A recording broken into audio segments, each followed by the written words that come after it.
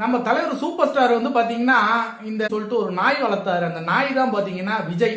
நன்றி கெட்ட நாய். ஓகேங்களா? அந்த நன்றி கெட்ட நாய்க்கு நீங்க ஓட்டு போடணுமா போட வேணாம்ங்கிறத நீங்க முடிவு பண்ணிக்கீங்க. ஆனா அந்த நாய்க்கு நான் என்ன சொல்ல வரேன் அப்படின்னா, காக்கா காக்கா கூட்டத்துக்கும் அணில் கூட்டத்துக்கும் ஜோசப் விஜய்க்கும் நான் என்ன சொல்ல வரேன் அப்படின்னா, நீ எந்த மேடை வேணா போடு, என்ன வேணா பேசு, என்னமோ பண்ணிட்டு போ. எந்த இடத்துலயும் நீ தலைவரை இழிவாவோ தலைவரை பத்தியோ பேசுறதுக்கு உனக்கு எந்த விதமான தகுதியுமே இல்லை. நான் இதை அழுத்தம் திருத்தமா சொல்றேன். இதையும் மீறி நீ அடுத்த எங்கேயாவது ஒரு மேடை போட்டோ ஏதாவது ஒரு வாய்ப்பு கிடைச்சாலோ மைக்க நீட்டினாலோ நீ தலைவரை பத்தி பேசுறதோ தலைவரை குத்தி காட்டுற மாதிரி பேசுறதோ இந்த வேலையெல்லாம் வச்சுக்காத.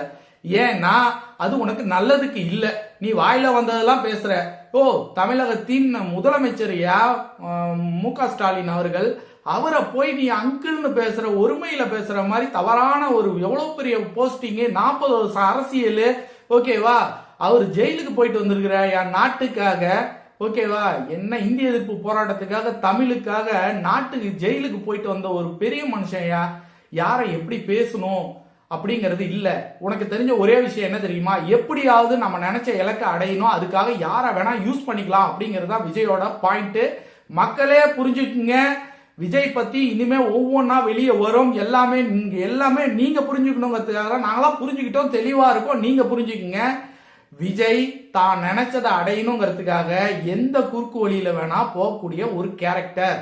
இதுதான் சினிமாலையும் நடந்துச்சு. இன்று அரசியலையும் அடி எடுத்து வைத்திருக்க. அரசியலையும் ஜோசப் விஜயோட பயணம் இப்படித்தான் இருக்கும். எத்தனை பேர் ஏமாற போறாங்கிறத பொறுத்திருந்து பாருங்க. நீங்க புத்திசாலியா இருந்தா முழிச்சுக்குங்க.